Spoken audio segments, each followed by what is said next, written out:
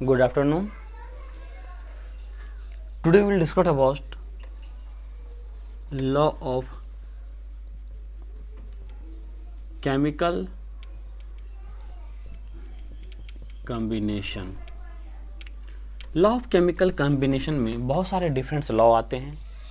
पहला है law of mass of conservation, law of constant और definite proportional, law of multiple proportional, Avogadro law, law of reciprocal proportional, Gay Lussac law.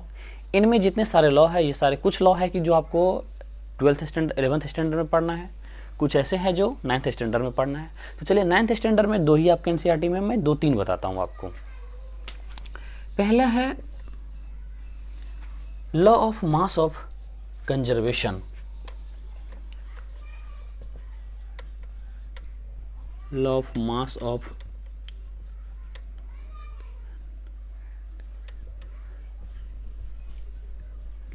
Of conservation ये दिया था Antony Lavoisier ने दिया था. एंटोनी लेवोजियर ने दिया था. कब? 1789 में दिया था. 1789 में दिया था. इन्होंने कहा था according to this mass can neither be created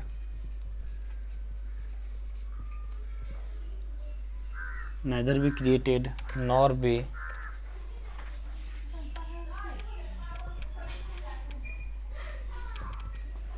mass can neither be created nor be destroyed in a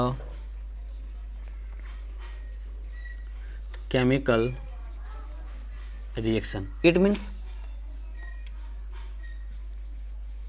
mass of reactant equal to mass of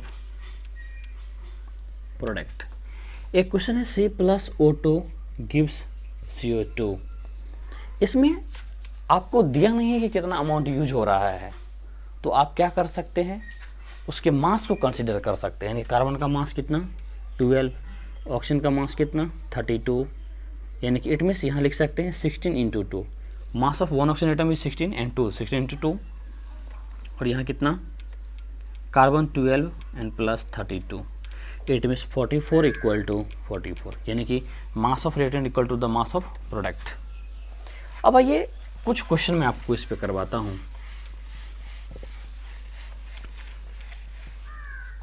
question है when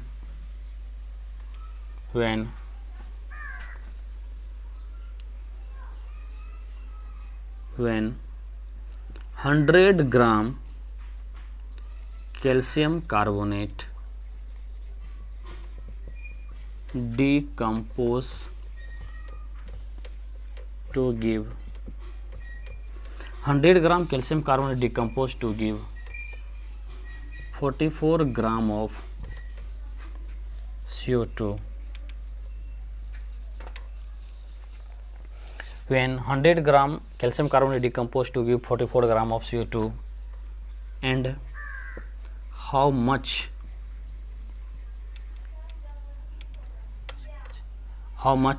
amount calcium oxide is formed. यानी कि सबसे पहले ये एक question है. इस question में कह रहा है कि 100 ग्राम CaCO3 डिकम्पोज करता है, तो क्या लिखेंगे CaCO3 डिकम्पोज कर रहा है. किसके प्रेजेंस में हीट के, क्या बना CaO calcium oxide plus carbon dioxide. ये कितना है 100 ग्राम, ये पता नहीं x मान लीजिए. ये कितना है 44 ग्राम. हमने क्या पढ़ा है रूल्स में, mass of reactant equal to mass of product. That means आप कह सकते हैं 100 gram CaCO3 equal to x plus 44 gram, यानी कि x इक्वल टू क्या लिख सकते हैं 100 माइनस 44 ग्राम. आइए 10 6 और यहाँ की 9 5 56 ग्राम इज योर आंसर. तो इस तरह से law of mass of conservation के क्वेश्चन को क्या करते हैं, सॉल्व करते हैं. एक दो क्वेश्चन मैं और लिख रहा हूँ, आप इसे सॉल्व कर लीजिएगा।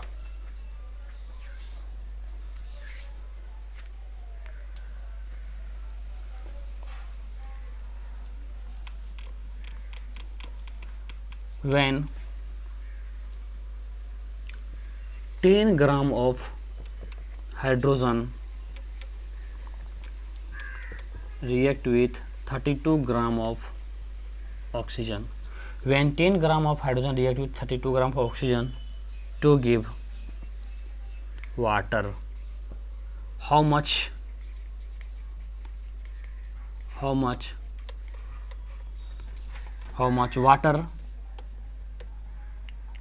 water is formed to check law of mass of conservation.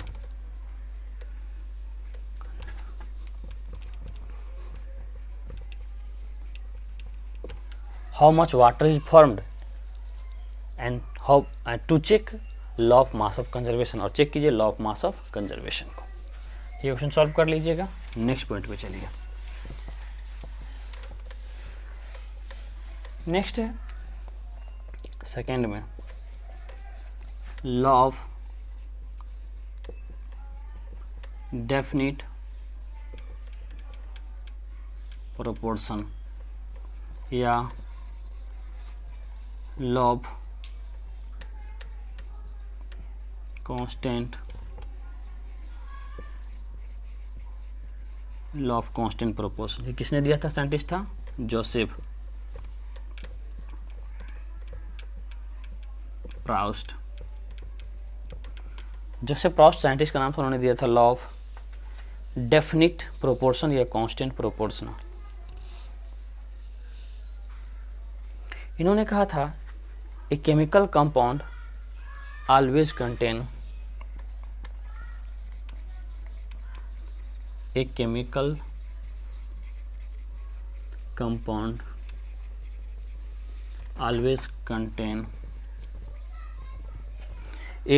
chemical compound always contain the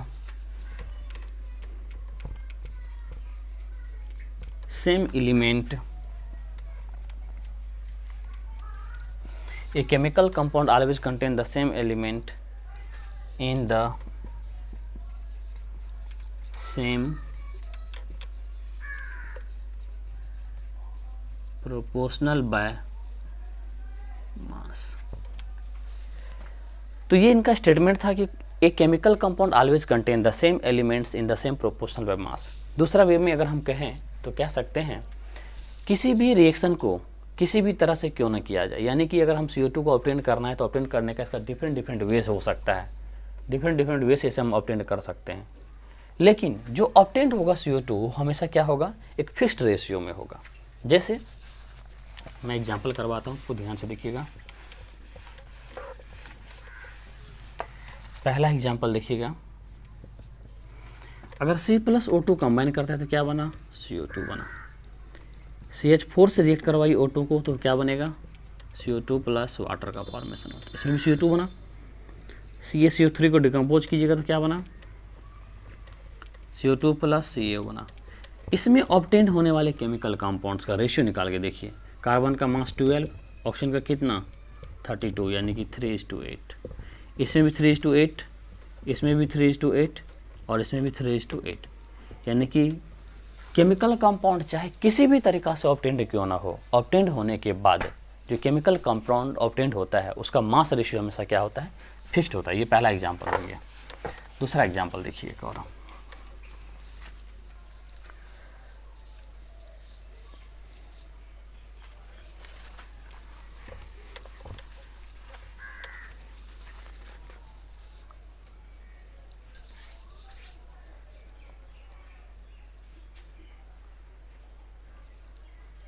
तो इस तरह से हम लोग क्या करते हैं? लॉ ऑफ डेफिनिट प्रोपोर्शनल को सेटिस्फाई करते हैं। जो नेक्स्ट है, एक एग्जांपल ही काफ़ी है इसके लिए। नेक्स्ट है थर्ड में law of multiple proportion law of multiple proportional. जो लॉ ऑफ मल्टीपल प्रोपोर्शनल है ये दिया था जॉन डाल्टन ने। साइंटिस्ट का नाम क्या था? साइंटिस्ट का नाम है जॉन डाल्टन। जॉन डाल्टन ने दिया था लॉ ऑफ मल्टीपल प्रोपोर्शनल। इन्होंने डेफिनेशन लिखा था, when two different elements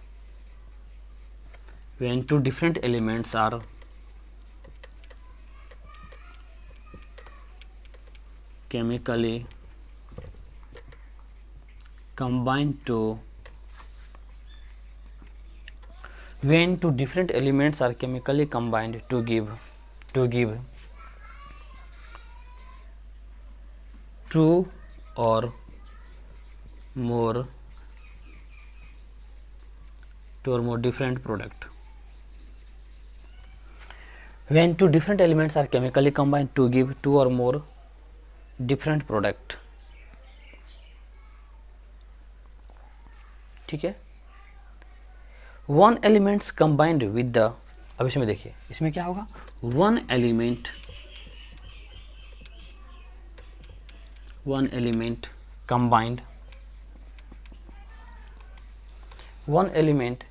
combined with a fixed mass. One element combined with a fixed mass of the other element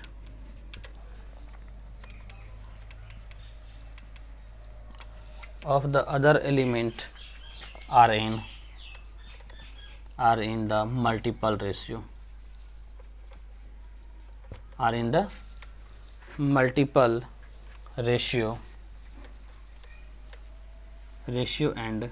simpler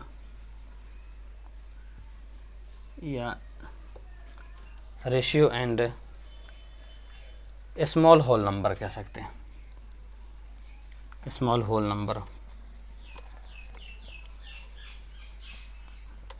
क्या लिखा है, when two different elements are chemically combined to give two और more different product, one elements combined with a fixed mass of the other elements are in multiple ratio and small whole number, that is called law of multiple proportional कहलाता है। इसके आइए कुछ examples आपको दिखाता हूं।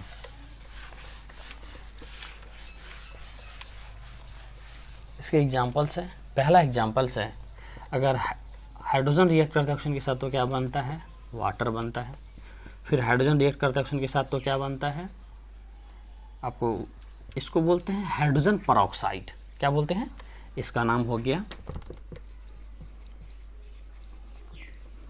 Hydrogen peroxide, इसका नाम क्या हो गया, वाटर। चलिए अब आइए वाटर और हाइड्रोजन परऑक्साइड को कंपेयर करते हैं। इसमें हाइड्रोजन के एटम्स कितने हैं, 2, 1 एटम का मास 1 तो 2 का मास 2। ऑक्सीजन एटम कितने हैं, 1, 1 का मास 16। रेशियो क्या निकल गया, 1:8। हाइड्रोजन के मास 2 हो जाएंगे क्योंकि एक एटम का मास 1 होता है, तो 2 का कितना 2, और इसका कितना हो जाएगा 32। ये क्या निकल गया, 1:16। इसमें देखिए वाटर, हाइड्रोजन ऑक्सीजन रिएक्ट किया तो वाटर बना, इधर परऑक्साइड बना। इसमें यहाँ देखिए हाइड्रोजन का मास क्या है, फिक्स है, जबकि ऑक्सीजन का क्या है, मल्टीपल में है। इसका मतलब ये क्या करता है, लॉ ऑफ मल्टीपल प्रोपोर्शनल को फॉलो करता है। दूसरा एग्जांपल देखिए इसका, C+O2 gives CO2, C+O2 gives CO, carbon monoxide. Compare करेंगे, कार्बन का मास 12, इसका मास कितना 16, कार्बन का मास 12, इसका कितना 32। अब इसका अगर हम सिंप्लीफिकेशन निकालते हैं तो ये हो गया 3:2। अगर 3:4, इसमें क्या हो जाएगा 3:8, यानी कि मास ऑफ कार्बन क्या है, फिक्स है, और हाइड्रोजन क्या है, सॉरी ऑक्सीजन क्या है, मल्टीपल में है। दैट मीन्स क्या करता है, ये लॉ ऑफ मल्टी प्रोपोर्शनल को फॉलो करता है। थर्ड एग्जांपल है S+O2 gives SO2, S+O2 gives SO3। आइए, ये SO2 है, ये SO3 है। देखिए, दो डिफरेंट एलिमेंट से बन रहा है, डिफरेंट डिफरेंट प्रोडक्ट। सल्फर का मास 32, ऑक्सीजन का 32, इसका भी 32, इसका कितना 68। ये क्या हो गया 1:1, ये कितना हो गया 1:2।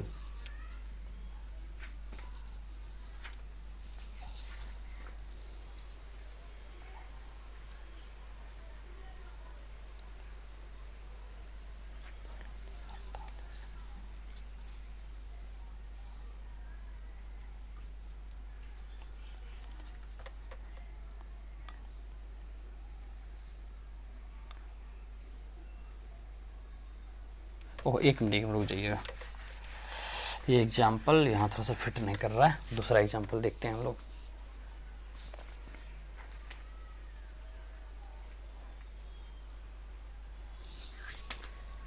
SO2 में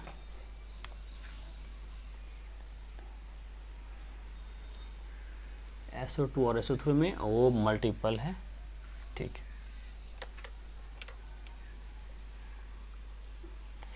चलिए, ये है नाइट्रोजन रिएक्ट विथ ऑक्सीजन के साथ, तो क्या बना N2O बना, nitrogen react with oxygen NO2 बना, N2O3 बनेगा, N2O5 बनेगा।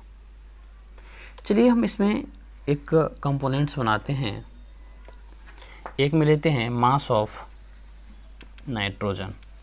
पहला मास ऑफ नाइट्रोजन कितना है, तो 28 है, दूसरा में 14, तीसरा में 28, इसमें कितना 28। इसमें आ जाइए मास ऑफ ऑक्सीजन,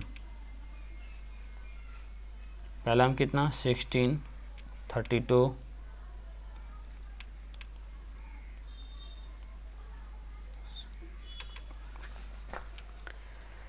अब इसमें देखिए जो मास ऑफ आपके एलिमेंट्स का है, नाइट्रोजन का और हाइड्रोजन का या ऑक्सीजन का है, तो आप क्या ऑब्जर्व कर रहे हैं कि अगर हम मास ऑफ नाइट्रोजन को फिक्स कर दें, ठीक है, तो फिक्स करेंगे तो इसमें कितना से मल्टीप्लाई करना पड़ेगा, 2 से मल्टीप्लाई करना है। इसमें 2 से कीजिएगा तो इसमें भी 2 से कर दीजिए। अब ये क्या हो गया 16 हो गया, 64 हो गया, 48 हो गया और ये 80 हो गया। एक और कंपोनेंट्स है, चलिए, तो 16 का 16 और इसमें क्या हो गया 16 2 जा, इसको 32 ही रहने दीजिए क्योंकि इसमें हमने फिक्स किया, इसमें 2 से मल्टीप्लाई कर दिया।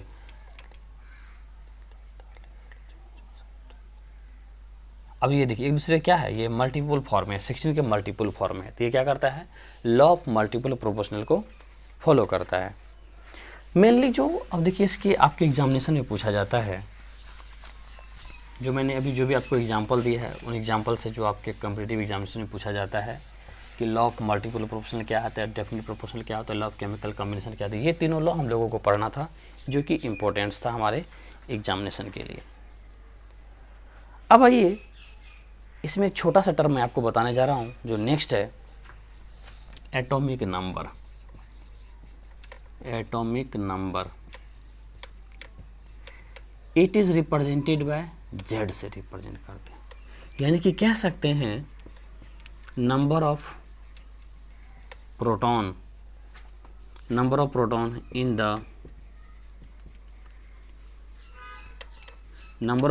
The nucleus of an atom is known as atomic number कहलाता है। कि न्यूक्लियस में जितना नंबर ऑफ प्रोटॉन होता है वो क्या होता है एटॉमिक नंबर होता है। इसे किसी से रिप्रेजेंट किया जाता है Z से। अगर एटम फ्री स्टेट में हो, in case atom in free state, मतलब दैट मीन्स कि कोई अगर एटम के ऊपर चार्ज ना हो तो E बराबर Z बराबर P होता है, यानी कि नंबर ऑफ इलेक्ट्रॉन बराबर ये क्या हो गया नंबर ऑफ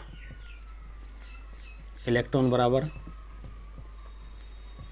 एटॉमिक नंबर और ये क्या हो गया नंबर ऑफ प्रोटॉन। ये क्या होते हैं तीनों इक्वल्स होते हैं। ये कब होता है जब फ्री स्टेट में होता है। तो यानी कि number of proton in the nucleus of an atom is called atomic number कहलाता है। नेक्स्ट क्या है atomic mass.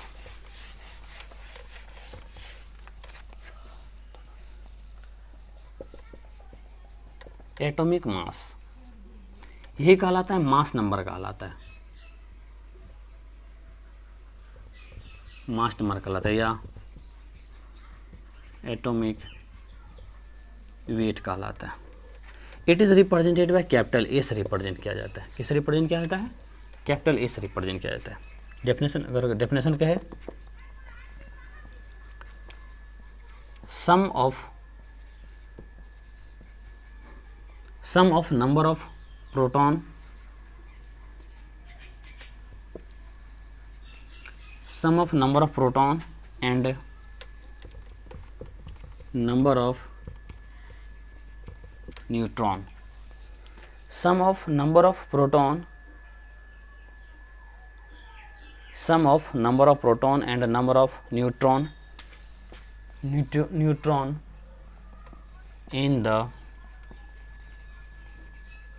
nucleus of an atom is known as atomic number, sorry is known as mass number या atomic mass या atomic wait कहलाते हैं। इनकी ए बराबर क्या लिखेंगे?